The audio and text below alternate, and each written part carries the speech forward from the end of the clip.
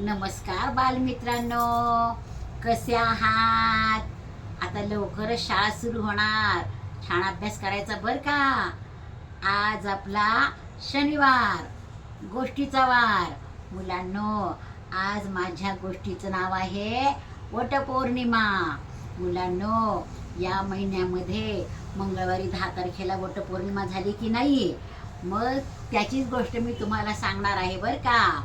मातृदेशाचा राजा अश्वपती व त्याची पत्नी मालवी यांची ती सावित्री मुलगी होती बरं का. पण सावित्री व्हायच्या अगोदर त्यांचं राज्यात खूप आनंद होता बरं का. अश्वपतीच्या राज्यामध्ये खूप तो श्रीमंत होता, पण तो नेहमी दुःखी असायचा. का तर त्याला मूलबाळच नव्हतं. म्हणून त्यांनी सावित्री देवीची पूजा केली बरं का, आणि सावित्री देवीला प्रसन्न करून घेतलं. मग सावित्री देवीने वरदान दिलं की तुला छान कन्यारत्न होईल. मग त्यांना एक मुलगी झाली बरं का. मग त्यांना मुलगी झाल्यावर तर खूप आनंद झाला. आणि मग मालविका आहे ना, तिची आई, तिने की नाही तिचं नाव सावित्रीच ठेवलं. आपल्या मुलीचं, आपली मुलगी आपल्याला सावित्री देवीच्या आशीर्वादाने झाली की नाही, मग तिचं नाव सावित्री ठेवलं. सावित्री इतकी सुंदर होती. लहानपणी तर अगदी छान गोड दिसायची ती. जशी जशी ती मोठी होत चालली ना, तिचा देखणेपणा अजूनच वाढत गेला बरं का. पण ती जेव्हा जवान झाली, तारुण्यात आली, तेव्हा आता तिचं लग्न करून द्यायचं. मग तिला कोणता पती शोधायचा इतक्या सुंदर मुलीला. मग ती एक दिवस अशीच येत होती की नाही राजवाड्यामध्ये, तेव्हा आईवडिलांचा चेहरा पडलेला दिसला. ती म्हटली, आई बाबा, तुम्ही कसली काळजी करता माझ्या लग्नाची? तुम्ही अजिबात काळजी करू नका, होईल, मला छान नवरा मिळेल बरं का. मग ते हसतात तिच्याकडे बघून बरं का. आणि मग ती की नाही मैत्रिणींबरोबर अशी जंगलात खेळायला जाते बरं का, फिरायला जाते. खेळायला फिरायला त्या मुली जातात असं जंगलात. आणि मग की नाही तिथे त्यांना एक लाकूड तोड्या दिसतं बरं का सावित्रीला. आणि तो लाकूड तोडा इतका सुंदर असतो, इतका सुंदर असतो. त्याच्या कपाळावर गंध असतो आणि दिसायला खूप देखणा असतं बरं का तो. मग सावित्री म्हणती, हा मुलगा किती देखणा आहे, किती सुंदर आहे म्हणे, पण हा काही लाकूड तोडा दिसत नाही.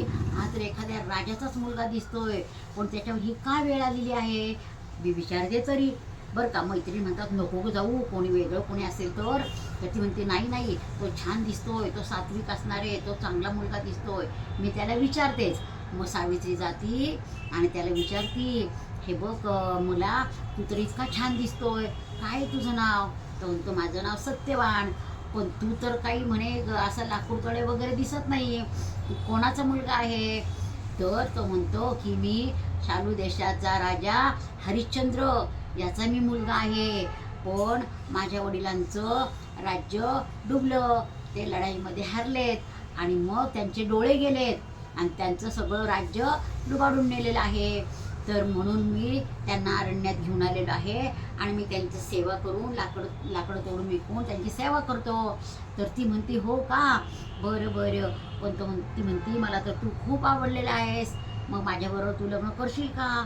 तर तो आश्चर्याने बघतो, अरे देवा, ही एवढी सुंदर आणि ही एवढी राजाची मुलगी आणि माझ्याबरोबर लग्न करते. तर तो म्हणतो, नको, तू तुझ्या आईवडिलांना पहिले विचार. ती म्हणते, तू काही काळजी करू नको, मी तुझ्याशीच लग्न करणार बरं का, तिला तो इतका आवडतो. मग ते दोघं जण एकमेकाशी गप्पा मारतात. मग ती रोज भेटायला जाते बरं का. मग एक दिवस ती सांगते वडिलांना, बाबा, मी एक मुलगा पाहिलाय, तो जंगलात लाकडं तोडतो, परंतु त्याचे वडील राजाच होते, परंतु त्यांचं राज्य डुबलंय, पण मला त्याच्याशीच लग्न करायचंय. तर ते म्हणतात, अगं, त्याच्या वडिलांचं राज्य डुबलंय, ते तुला काय सांभाळणार, नको त्याच्याशी लग्न करू. पण ती ऐकतच नाही. ती म्हणते, लग्न करील तर सत्यवानाशीच करील, नाही तर करणार नाही. तितक्यात नारद मुनी येतात बरं का. नारद मुनी तिथे येतात. मग नारद मुनींना ते भविष्य विचारतात मुलीचे वडील, की बाबा असं असं ती म्हणती लग्न करायचंय. तर मग ते काय म्हणतात नारद मुनी, की तो मुलगा चांगला आहे, परंतु त्याचं आयुष्य फक्त 1 वर्षाचं आहे.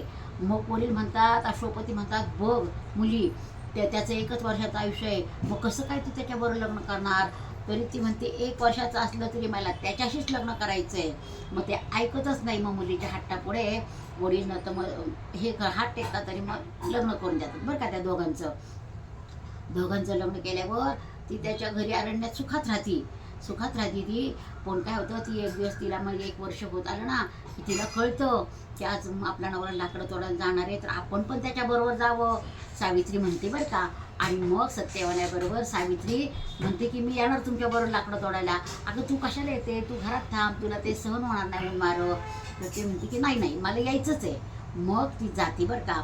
गेल्यानंतर तो असं एका झाडावर चढतो बरं का, आणि सावित्रीला म्हणतो की तू ह्या झाडाखाली बस. ते झाड कशाचं असतं, वडाचं. मग त्या झाडाखाली ती बसते आणि मग त्याच्या शेजारच्या झाडावर तो चढून लाकडं तोडायला सुरुवात करणार. तर तो पडतो खाली. तर तो बरोबर वडाच्या झाडाखाली पडतो सावित्रीच्या जवळ बरं का. सावित्रीजवळ पडतो. तर ती सावित्री त्याला पाणी वगैरे देऊन त्याला हलवते. तर ती म्हणतो की मला आता कसं तरी होतंय गो सावित्री. तर ती म्हणते तुम्ही काही काळजी करू नका, माझ्या मांडीवर तुम्ही डोकं टेकून जरा वेळ झोपा बरं का. मग तो म्हणतो की बरं. आणि असं तो पडतो तर तितका जरा काळा कुठं असं ढग आल्यासारखं वाटतं तिला बरं का. म्हणून ती समोर पाहती तर रेड्यावर बसून यमराज आलेले असतात. आणि मग यमराज आलेले असतात. म्हणते तुम्ही कोण आहे, कशाला इथे आलात. तर ते म्हटले की आज बरोबर 1 वर्ष झालेलं आहे, तुझ्या मी नवऱ्याला घेऊन जायला आलेलं आहे. ते म्हणते नाही नाही माझ्या नवऱ्याला नका नेऊ. तर ते म्हणतात असं कुठं असतं का म्हणे, मी त्याला घेऊनच जातोय. म्हणून त्याचा आत्मा घेऊन जातात आणि त्याचं प्रेत तिच्या मांडीवर असतं. मग काय होतं, ती मांडीवरचं प्रेत अशी खाली ठेवून त्या यमाच्या पाठीमागे जायला लागते बरं का. नाही माझ्या नवऱ्याला सोडा ती जातीच ऐकतच नाही. मग शेवटी यमराज मागे वळून पाहतो तर ती सावित्री आपल्या पाठीमागच येते. मग सावित्रीला म्हणतो अगं तू कशासाठी नवऱ्यासाठी एवढी धडपडती, जा तू घरी. नाही म्हणती माझ्या नवऱ्याला घेतल्याशिवाय मी जाणार नाही, कारण नवऱ्याशिवाय बाईला शोभाच नाही आहे. तर तिचं ते प्रेम पाहून ना मग यमराज म्हणतो की असं कर सावित्री, तू एक वर माग माझ्याकडे, मग मी तुला तो वर देतो आणि मग तू घरी जा. तर ती म्हणती, ती काहीच बोलत नाही. मग ती म्हणते की माझ्या सासऱ्यांना दृष्टी येऊ दे. मग तथास्तु म्हणतो यमराज. तथास्तु म्हटल्यानंतर तो जायला लागतो. तर परत सावित्री त्याच्या पाठीमागे जाते बरं का. जाती तर मग अर्ध्या रस्त्यात गेल्यावर यमराज परत बघतो, अरे हिला मी वर दिलाय तरी पण ही पाठीमागे आली. तर ते म्हणतो की अगं तुला सांगितलंय ना घरी जा म्हणून, दिलाय ना आता तुला वर. म्हणते मी जाणार नाही, मी कितीही दागिने घातले, कितीही सुंदर साड्या नेसल्या तरी माझ्या पतीशिवाय मला शोभाच नाहीये. तर त्याला खूप आनंद वाटतो, अरे वा ही किती म्हणजे हिला प्रेम आहे नवऱ्याबद्दल. तर म्हणतो सावित्री तू अजून एक वर मागावं तर, पण तू घरी जा, काय पाहिजे तुला. तर ती म्हणते की माझ्या सासऱ्यांचं गेलेलं वैभव सगळं परत मिळू दे. तो तथास्तु म्हणतो यमराज बरं का. मग मिळतं आणि तो परत जातो बरं का. जातो तर ही पिच्छा सोडत नाही, ती जाती त्याच्या पाठीमागे. मग यमराज पाठीमागे वळून बघतो तर अरे सावित्री परत आपल्या पाठीमागे. मग त्याला राग येतो. राग आल्यावर तो रागाने म्हणतो, सावित्री तुला सांगितलं ना घरी जा म्हणून, मी काही केलं तरी तुझ्या नवऱ्याला मी सोडणार नाही. मी त्याचा प्राण घेऊन चाललेलो आहे, आम्हाला तर ही सक्त ताकीद असते, त्यामुळे मी त्याला काही सोडणार नाही. तर ती यमराजाला म्हणते तुम्ही किती गुणी आहात म्हणे, तुमच्या मी पाया पडते, तुम्हाला मी देव मानते, यमदेव मानते, तुम्ही माझ्या भावाप्रमाणे आहात. इतकी स्तुती ऐकल्यानंतर त्या यमराजाला इतका आनंद होतो की अरे वा आपली तर स्तुती कोणी केलीच नाही आजपर्यंत. यमराज म्हटलं की सगळे घाबरतात की नाही, मग कोणीच आपली स्तुती केली नाही आणि ही आपली स्तुती करती, आपले नमस्कार करती. आणि मग तो म्हणतो की माझी इतकी स्तुती केलीस ना, चल तू माझ्या बहिणीप्रमाणे आहेस ना, मग एक वर माग अजून तुला मी देतो. मग तो त्याला ती स्तुतीमध्ये तो गुंग असतो की नाही. मग ही पटकन काय म्हणते की मला की नाही मला एक मूल हवं आहे, माझ्या सत्यवानापासनं मला एक मूल हवं आहे आणि ते मूल मोठं झालेलं माझ्या सत्यवानाने पाहायचं आहे. तो अगदी त्याची नवरा त्याचे लग्न झालेलं देखील मला त्या सत्यवानाने पाहावं आणि त्याच्या सत्यवानापासून मला एक मूल व्हावं. तर तो पटकन तथास्तु म्हणून जातो बरं का यमराज. तथास्तु म्हणतो आणि त्याला एकदम धक्काच बसतो, अरे आपण हे काय केलंय, तिला तर सत्यवानापासून मूल हवंय आणि आपण तथास्तु म्हटलो, आपण तर सत्यवानाला घेऊन चाललोय. मग त्याला त्याच्या बोलण्याचा पश्चाताप होतो, परंतु दिलेले वचन मोडायचं नसतं. म्हणून मग यम ते सत्यवानाला तिला परत देऊन टाकतो आणि अशा प्रकारे तिची भक्ती फळाला येते. आणि मग ही सगळी घटना वडाच्या झाडाखाली झालेली असते बरं का. आणि ही गोष्ट कोणी सांगितलेली असती, शंकर आणि पार्वतीला ही गोष्ट सांगितलेली असती. कारण वडाच्या झाडामध्ये ब्रह्मा विष्णू महेश हे तिन्ही देव वडाच्या झाडात असतात. आणि ही गोष्ट मग शंकराने सांगितली की नाही पार्वतीला. तेव्हापासून पार्वती पण वडाच्या झाडाची दर वटपौर्णिमेला ज्येष्ठ महिन्यातल्या पौर्णिमेला वडाची पूजा करतात. सगळ्या सुवासिनी आपल्या पतीसाठी वरदान मागतात. आवडली का गोष्ट आवडली असल्यास लाईक करा, सबस्क्राईब करा आणि शेअर करायला विसरायचं नाही.